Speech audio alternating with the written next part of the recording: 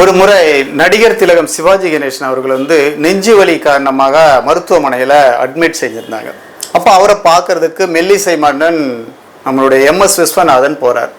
அப்போ அவங்க அப்படியே பேசிகிட்டே இருக்கும்போது எப்படி உங்களுக்கு ஆயிடுச்சு அப்படி இப்படின்னு இவர் கேட்குறாரு. இப்போ சிவாஜி MSV கிட்ட கேட்குறாரு, உனக்கு சொந்தமாக வீடு இருக்கா அப்படின்னு சொல்லிட்டு.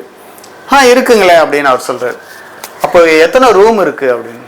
ஏன் அதை கேட்குறீங்க? இல்லை, எத்தனை ரூம் இருக்குது? 4-5 ரூமுங்க இருக்குங்க அப்படின்னு சொன்னீங்க. 4-5 வீடு இருக்குது, 4-5 ரூமுங்க இருக்குது அப்படின்னு சொல்லி. அதெல்லாம் தேவையில்லை அப்படின்னு. ஏன் அப்படி சொல்கிறீங்க அப்படின்னு. இப்போ அவர் சொல்கிறாரு, சிவாஜி அவர்களுக்கு எப்பவுமே மதியானம் சாப்பிட்டுட்டு படுக்கைக்கு போகக்கூடிய பழக்கம் அவருக்கு இருக்குது. அப்படி போயிட்டு ஒரு 5 மணிக்கு எழுந்து வருவார். வீட்டில் அவங்களுடைய மனைவி 5 மணிக்கு டீ ஏதாவது கொடுப்பாங்க அப்படின்றது ஒரு பழக்கம், அவங்க ரொட்டீனாக இருந்திருக்கு. அன்னைக்கு பர்டிகுலர் டேல அவருக்கு நெஞ்சு வலி வந்திருக்கு. நெஞ்சு வலி வந்த உடனே அவர் கத்துறாரு, எனக்கு ரொம்ப பெயினாக இருக்குது வாங்கன்னு சொல்லி பெரிய பையன் பேரை சொல்லி கூப்பிட்றாரு, சின்ன பையனை கூப்பிட்றாரு. யாரை கூப்பிட்டாலும் வரல. காரணம் என்னன்னு கேட்டால், அவருடைய வீடு மிகப்பெரிய பங்களா, அதிகமான ரூமுங்க இருக்குது. ஒவ்வொருத்தருக்கும் பெரிய பெரிய ரூம்ஸ் இருக்கனால எல்லாரும் அந்த ரூமில் போய் அவங்க கதவு சாத்திட்டு இருக்காங்க.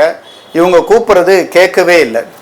கடைசியில் அவருக்கு லக்கு என்னன்னா, எப்பவுமே 5 மணிக்கு வரக்கூடிய அவங்க மனைவி முன்னாடியே டீ எடுத்துகிட்டு வந்திருக்காங்க.